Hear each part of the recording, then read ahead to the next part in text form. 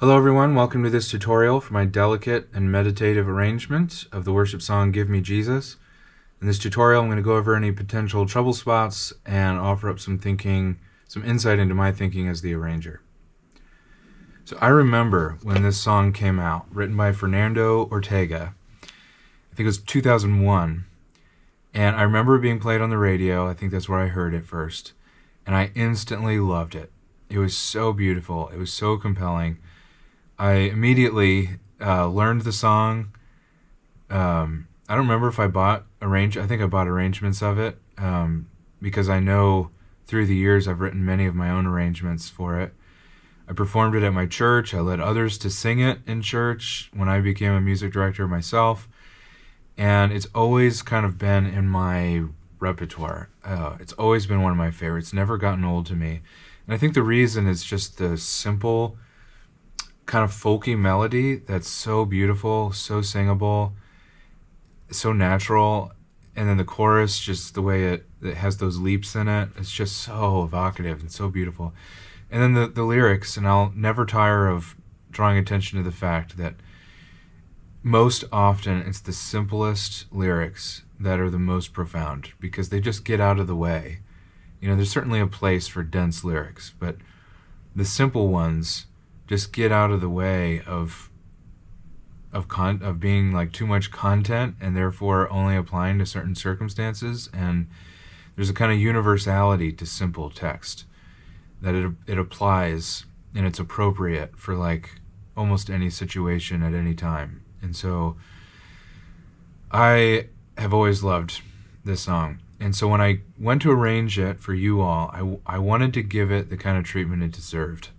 I didn't want to give it something super showy and virtuosic because that would just take away from the melody. The melody doesn't need anything. The melody stands alone. And so I usually write like, you know, new melodies as an introduction and an instrumental section. And I didn't do that in this arrangement, and I didn't make it fancy. I literally spent most of my time taking away notes from my first attempt at arranging it, and because I just wanted it to be simple, and I wanted the melody to do what it does without distraction. So that actually presents the kind of the most difficult aspect of this arrangement. It's deceptive. It looks like it's just quarter note chords in your left hand with the melody in the right, but there's more to it than that. For example, in measure 4, your left hand goes, and then to measure 5. You can see I'm not just plunking chords. I never do that. I never think of chords as just landscape in a painting, just that necessary background that you need for the thing you really want to paint. I never think of chords that way. I always think of chords as a kind of melody in and of themselves. Every single chord, its voicing, its inversion, the way that it moves from one chord to the second chord to the third chord is always well thought out, and it's thought of musically and melodically. And that kind of puts you in these situations where if you're not thinking musically or you're not thinking technically, then it can kind of ruin it. So, for example, just a little moment like that in measure 4, if you're not thinking melodically or technically, it could come out something like, you know, very choppy and insensitive. But if you're thinking musically, you're going to think about that little moment. You know, I've established this motif in the left hand of a quarter note plod, and it's broken up by these eighth notes here that are a stepwise motion into the next chord. That's a moment, and it's also in a space here in the melody. In the morning, space, when I write. I forget where it's at in the melody. But there's a space there that it's also filling. That's a moment to like shine. That's a moment for the left hand to shine. It's a moment to milk, as I like to say. So milk it. Or I didn't do a very good job. I actually play it with this fingering. You can use your own. again. And I give it a musical phrasing, so there's like some ebb and flow, and you feel it in your soul. Kind of aches a bit. When you get to the first chorus at measure 10, the left hand does a resolution move. And then measure 11. And then measure 12, you have a B flat being held over this movement on top of it in the left hand. Like that. See my pinky? I'll play it again. My pinky never releases from that B flat. And it's those kinds of nuances, those little details that, I don't know, really set an arrangement apart and set a performance apart, really, because I can arrange it that way, but if it's not performed that way, then you lose the intention there. And it's those little tiny things that really give it a complexity and a beauty, and I think make the arrangement worthy of a melody as beautiful as this one. So in moments like that, it does. So I guess going back to what I was originally talking about, that presents a challenge, because in order to accomplish those kinds of movements, it requires an intentionality of the fingering, and it requires finger independence. And so in those moments, I do put some fingering in there. This is the fingering that I use that's easiest for me. It's a good starting point for you, but feel free to change that fingering. The fingering's not written in stone. You find something that works for you. And but it's all those little moments are intentional. Like here at measure 15, and I have a note circled because I actually played it differently, and I want it to be written differently, where it does kind of maintain a quarter note pulse in the left hand, but then here you have a half note being held while the quarter notes move below it, and it's all just in one hand. Same thing in the next measure. Those notations are not just I think we skim over them. They're not just to be ignored. They're not just me trying to be fancy and overcomplicate things. No, it's intended to be played that way.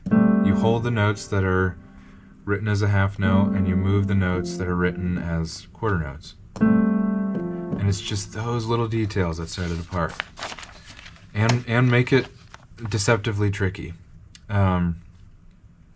When you get to the second verse at measure 19, beginning at measure 19, moving through, I'm going to show you what the thinking was. Basically, what I was doing was splitting the accompaniment between the left hand and the right hand. They're sharing an accompaniment while the right hand has a melody sitting on top. So if I play that section without the melody, it sounds like this. Where are we at? Okay.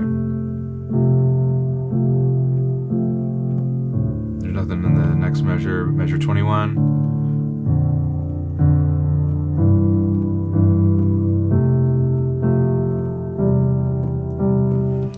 So you can see that I'm continuing the same motif that I had at the beginning, but when you're in lower registers like this, you want to spread your voicings out, because if you try to play a triad down here, you just get mud. Sounds bad. But unless you have freakishly large hands like I do, those wider voicings are impossible to play.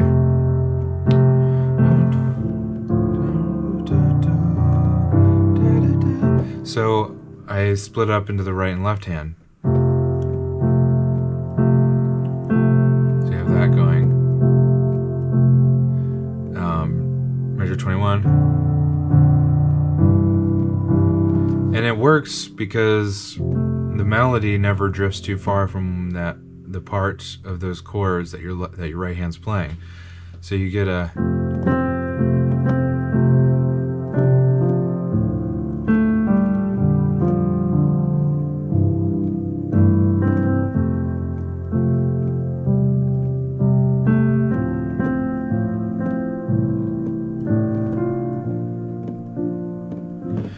Now, that presents, its own set of challenges, which I'm going to bring up here. Number one, you have a rhythmic challenge. You have a melody that's not just quarter note melody. It's not going, and when I come to die, oh, when I come to it's not doing that. It's... So you've got to keep a plodding quarter note in your right hand going while this melody is doing its own rhythmic thing on top of it. And also, there's a dynamic challenge. You want the melody to stand out. You don't want it to go... I don't know if I can do it. No, and...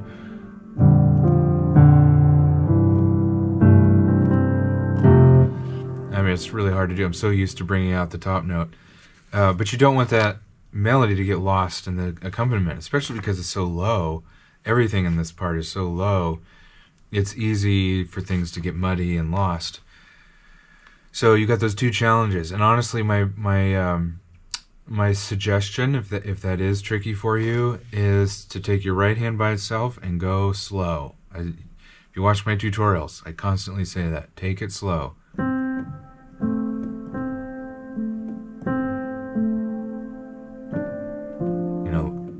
That slow, maybe even slower if you have to. Set a metronome so it keeps you accountable, and only tick it up one interval at a time. And practice when you have notes, accompaniment and melodic notes landing at the same time. Practice making the right part of your right hand that's playing that melody louder than the left part of your hand that's playing the accompaniment. You can even separate them as you're practicing.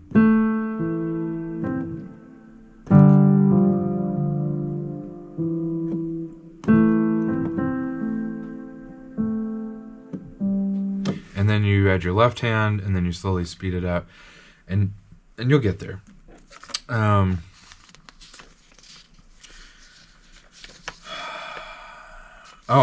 When you get to the next chorus, measure 27, you have, where do I put this? Running out of space.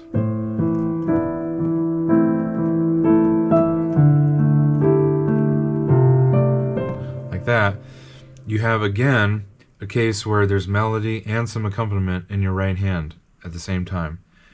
Make sure that those accompanimental chords here that pair up with the left hand's doing aren't as loud as the melody. Let them be musical, enjoy them, milk them, because they're sitting in a melodic space here. Give me G, you're holding that note, and so it's nice to have some movement in there. So don't be bashful about them, but also don't let them run into the melody.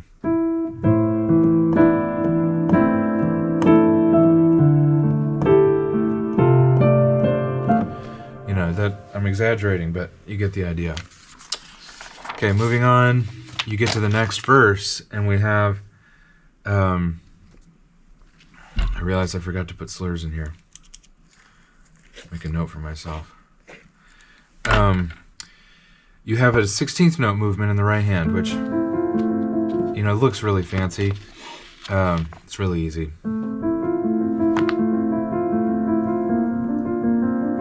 What's hard is the left hand. Now you have a low, we're back in the low register again.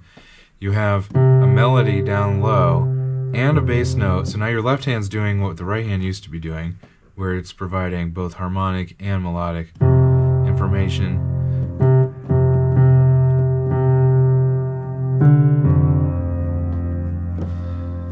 And your right hand's got all this movement. So you want to make your right hand extremely quiet as you possibly can. There's nothing melodic about this. It's creating an effect.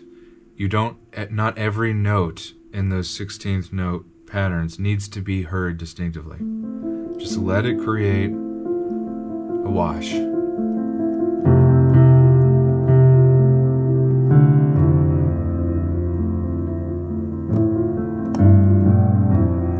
You can even get a little aggressive with that melody because it's so low, it's not naturally going to pop out. So, I found myself in practicing this arrangement just getting like really aggressive.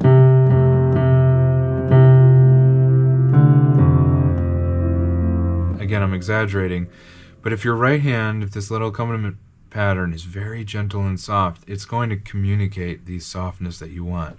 And that's going to soften whatever kind of slap happy stuff you do down here. The other thing is you have to, I've found this because I've practiced it on several different pianos as well as a keyboard. You have to play to the piano as well. You've got right there at the end of measure 38 going into 39, the melody drops down to an F and the bass note is a D. That's an interval of a third. That gets muddy really quick. So depending on the piano, some pianos low end is more muddy and some are more clear than others.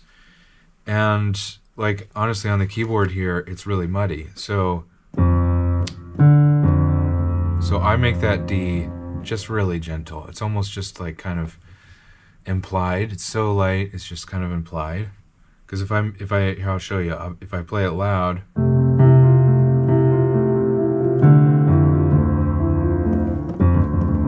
it just doesn't sound pleasant. If I keep it super gentle,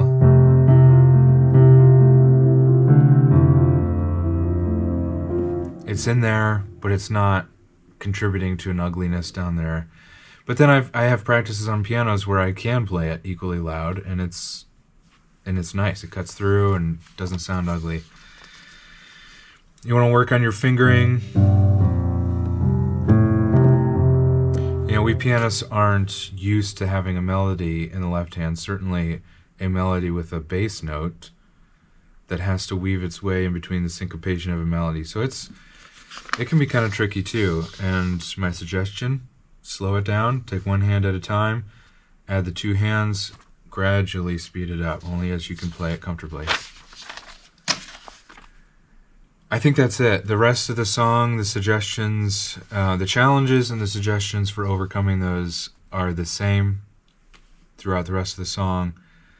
Nothing weird that pops up.